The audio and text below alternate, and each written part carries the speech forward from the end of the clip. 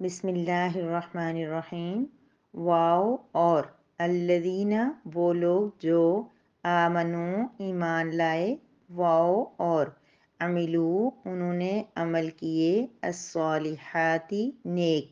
उलाइका यही लोग अस्हाबु वाले हैं या साथी हैं, अलजन्नती जन्नत के, हम वो फ़ी में हा उस फ़ीहा उस जन्नत में खालिदून हमेशा हमेशा रहने वाले हैं।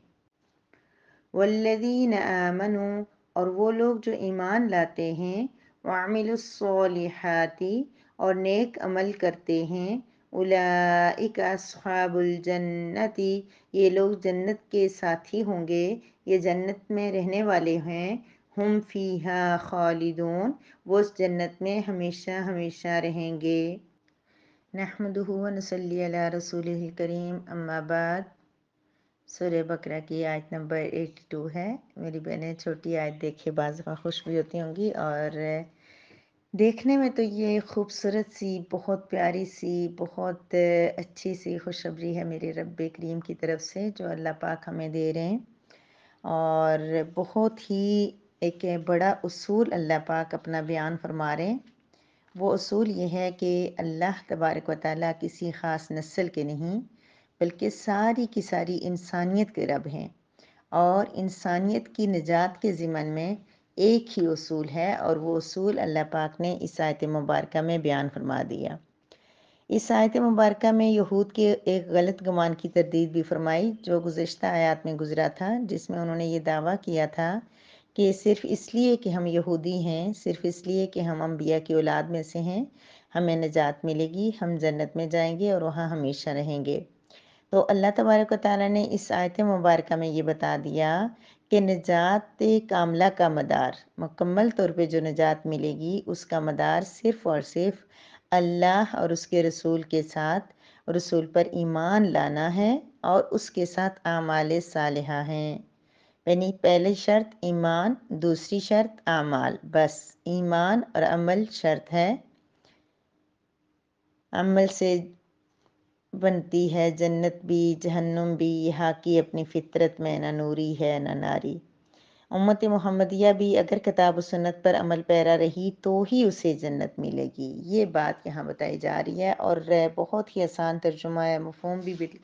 बिल्कुल क्लियर और वाज़े है, और दो लफ्ज़ों के अंदर अल्लाह तबारक व तआला ने हमें बता दिया है कि तुम भी अगर खालिदून, अभी तुम डर गए थे ये देख के कि जहन्नुम में जाने वाले जिनको बुराइयों ने घेर लिया है वो जहन्नुम में जाएंगे और खालिदून वहाँ हमेशा रहेंगे।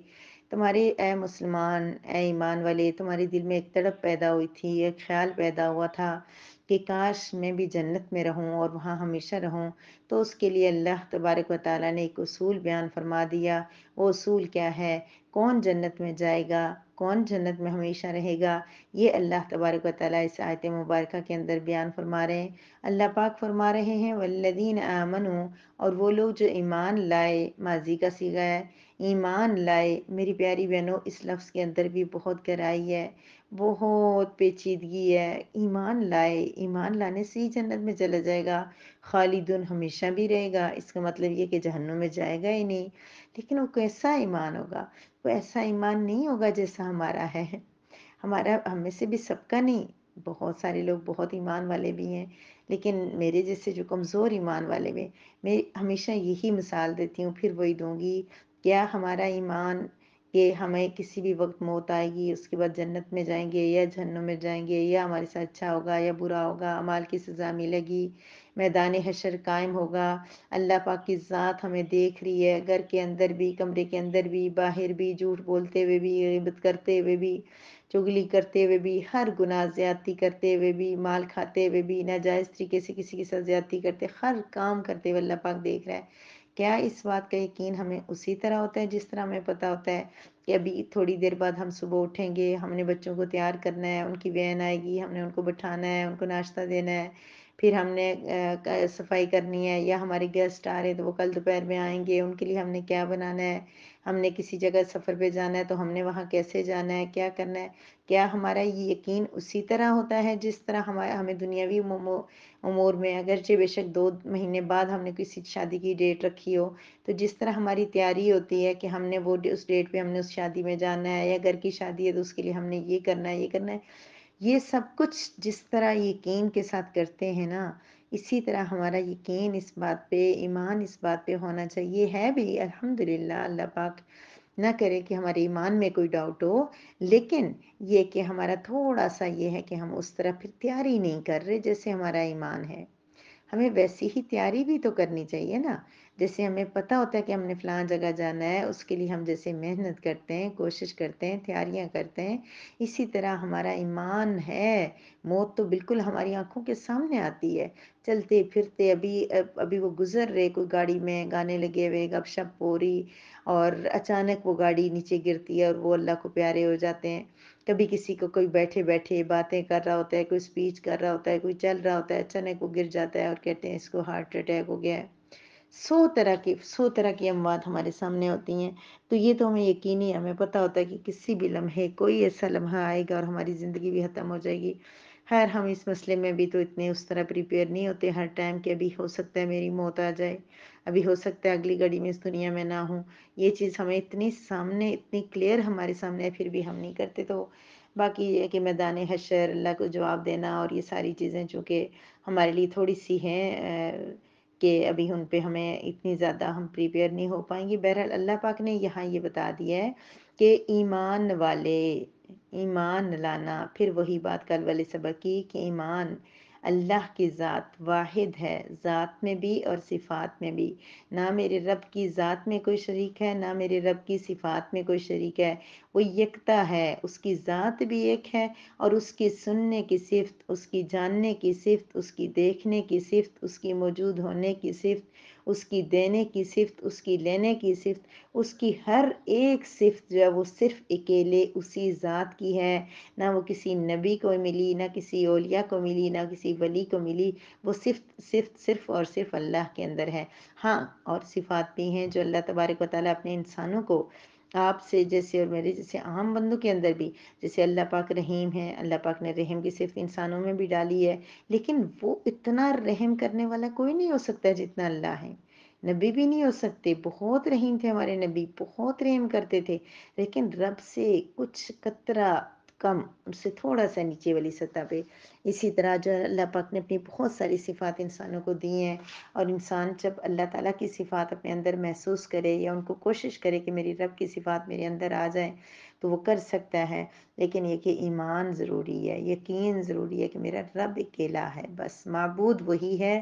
عبادت اسی کی کرنی ہے، بات اسی کی ماننی ہے، رضا اسی کی حاصل کرنی ہے، جینا اسی کو خوش کرنے کے لیے ہے، مرنا ہے تو اسی کی رضا کے لیے، خوشیاں ہیں تو اسی کی رضا کے لیے، غم ہیں تو اسی کی رضا میں ہم ان کو برداشت کر لیں گے، کسی نے دکھ دیا ہے تو وہ بھی ہم برداشت کریں گے اپنے رب کی رضامندی کے لیے، کسی کی طرف سے اذیت ملی ہے، کوئی چیز، کوئی حق ہے وہ چھوڑنا ہے، وہ بھی صرف اپنے رب کے لیے، اپنے اللہ کے لیے۔ وہ اللہ بڑا کریم ہے، وہ ہر چیز دیکھ رہا ہے۔ پھر وعامل الصالحات، پھر فرمایا جس نے نیک اعمال کیے، نیک اعمال کے اندر بہت بہت کچھ، چھوٹے سے جملے کے اندر اللہ پاک نے پوری کی پوری زندگی کا خلاصہ بیان کر دیا۔ عامل الصالحات، نیک عمل کیے۔ اب آپ کو بھی پتہ ہے نیک اعمال کیا ہے، مجھے بھی پتہ ہے کہ کچھ بھی اس کو ڈیفائن کرنے کی ضرورت نہیں ہے ہمیں کہ نیک اعمال کیا ہیں۔ ہمیں پتہ ہے نماز 5 وقت بھی،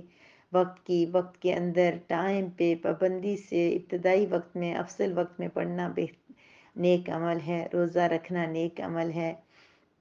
صدقہ دینا نیک عمل ہے، حج، زکوٰۃ، عمرہ نیک عمل ہے، دوسروں کے ساتھ اچھے اخلاق سے پیش آنا نیک عمل ہے، دوسروں کو معاف کر دینا نیک عمل ہے، دوسروں کے ساتھ اچھا رویہ کرنا نیک عمل ہے، پھر جھوٹ، غیبت، چغلی، بے پردگی اور بے حیائی سے، اور دوسروں کو تکلیف دینے سے، غصہ کرنے سے، حرام کھانے سے، ان ساری چیزوں سے بچنا نیک عمل ہے۔ نیک عمل کے اندر صرف یہ نہیں ہے نماز، روزہ، حج، زکوٰۃ، نیک عمل کے اندر برائیوں سے بچنا بھی شامل ہے۔ ایک نیک عمل یہ ہے کہ گناہوں سے بچنا، اس کے اندر بھی سارے دین کا خلاصہ آ گیا، تمام برائیوں کا خلاصہ آ گیا کہ ہر وہ کام کھٹکا بھی ہو، ذرا سا ڈاؤٹ ہمارے دماغ میں ہو کہ کیا پتہ یہ چیز غلط ہو رہی ہو، کیا پتہ یہ جس بات کے لیے میں بحث و مباحثہ کر رہا ہوں، کیا پتہ یہ بات اس بات میں غلط ہوں، کیا پتہ میری رائے غلط ہو سکتی ہے، ایک کھٹکا ہو اور اس کھٹکے کے اوپر بھی ہم اس بات کو چھوڑ دیں، کیونکہ نبی کریم صلی اللہ علیہ وسلم نے فرمایا تھا کہ گناہ وہ ہے کہ جو تیرے دل میں کھٹکے اور تمہیں لگے کہ میرے بھائی کو تم پسند ناپسند کرے کہ کسی بھائی کو میری اس کا حدیث کا مفہوم ہے کہ تو ناپسند کرے کہ کسی کو اس کا علم ہو، ہر وہ چیز جس کو کرتے ہوئے ہمیں یہ ڈر لگے کہ دوسروں کو نہ پتہ چلے، کوئی دیکھ تو نہیں رہا، ہم میں ابھی غیبت کر رہی ہوں کوئی سن تو نہیں رہا، میں بات کر رہی ہوں جس کے لیے کہیں وہ باہر تو نہیں کھڑا، میں جس پہ غصہ کر رہی ہوں کہیں یہ میں زیادتی تو نہیں کر رہی،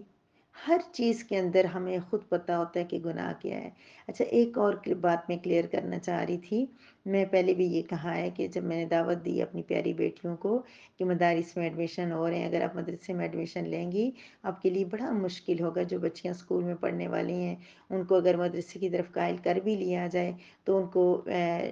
یہ بتاتے ہوئے اپنی فرینڈس کو اپنے ٹیچرز کو یہ بتاتے ہوئے ان کو برا لگتا ہے، ان کو شرم آتی ہے بتاتے ہوئے کہ ہم مدرسے میں داخلہ لیں گے، کیونکہ ان کو پتہ ہے کہ جو ہی اگلا یہ پوچھ رہا ہے کہ آپ کس کالج میں ایڈمیشن لو گی، اگر یہ بتا دوں گی کہ مدرسے میں پڑھوں گی تو اس نے ایک لمبا چوڑا لیکچر جھاڑ دینا ہے اور اس نے یہ بحث کرنی شروع کر دینی ہے، تم مدرسے میں پڑھو گی، تم کالج میں نہیں پڑھو گی، مدارس میں تو کوئی حال نہیں ہے، مدارس پہ تو کوئی عمل نہیں ہے، مدارس میں تو مار پڑتی ہے، یہ ہوتا ہے وہ ہوتا ہے، 100 باتیں اس کو سننی پڑتی ہیں۔ ایک یہ بات تو اعتماد پیدا کریں میری بیٹیوں، آپ میں سے جس کا یہ ذہن بن گیا ہے کہ وہ مدرسے میں پڑھے گی تو آپ سوچ لیں آپ کس کے مدرسے میں پڑھیں، مدرسے میں کیا پڑھایا جاتا ہے، اللہ کا کلام، اللہ کا قرآن، اللہ کی حدیث، اس کے لیے اگر ہمیں تھوڑا سا سخت ماحول میں بھی جانا پڑ گیا تو کیا ہوا،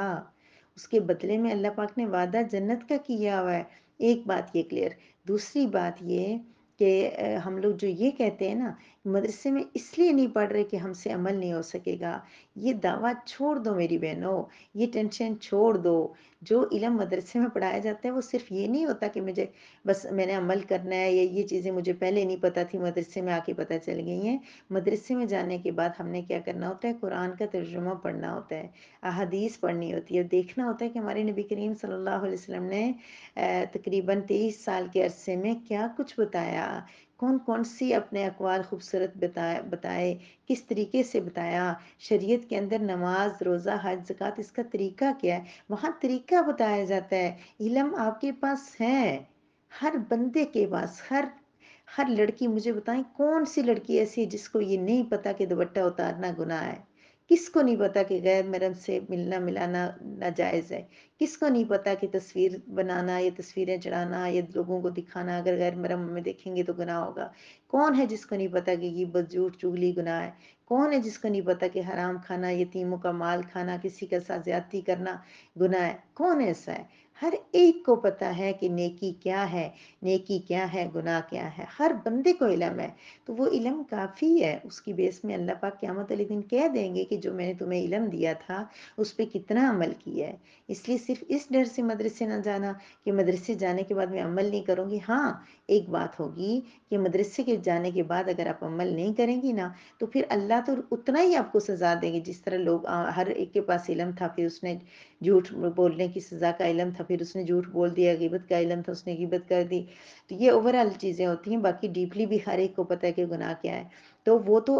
ہے، لیکن ہاں معاشرے میں لوگ آپ کو ضرور کہیں گے، یہ سوچ لو کہ معاشرے میں کہیں گے یہ مدرسے میں پڑھ رہی تھی پھر اس نے جو ہے یہ گناہ کیا ہے، یہ مدرسے میں پڑھنے والی ہے پھر بھی یہ ایسا گناہ کرتی ہے، تو یہ تھوڑا سا تو ہوگا نا، لیکن اس کا فائدہ کیا ہوگا جب آپ کو یہ فکر ہوگی کہ مدرسے میں پڑھنے والی ہوں تو مجھے لوگ باتیں کریں گے تو آپ گناہ سے بچنے کی کوشش تو کریں گی نا، یہ لائف اپنی اللہ کی رضا والی بنانے کی کوشش تو کریں گی، پھر ہو سکتا ہے کہ اصحاب الجنہ بن جائیں، اصحاب الجنہ کی امید تو ہوگی، اس لیے مدارس میں پڑھنے کو ترجیح دیجیے، اور پھر اللہ پاک نے فرما دیا کہ ایمان اور اعمال صالحہ، ایمان اور نیک عمل کرنے والے کیا ہوں گے، جنت والے ہوں گے، ہم فیہا خالدون، وہ خوبصورت پیاری جنت جس کے بارے میں آپ اس قرآن کے اندر بار بار پڑھیں گے، وہ جنت جو ہے نا وہ پھر مل جائے گی اور اس میں خالدون ہمیشہ رہیں گے،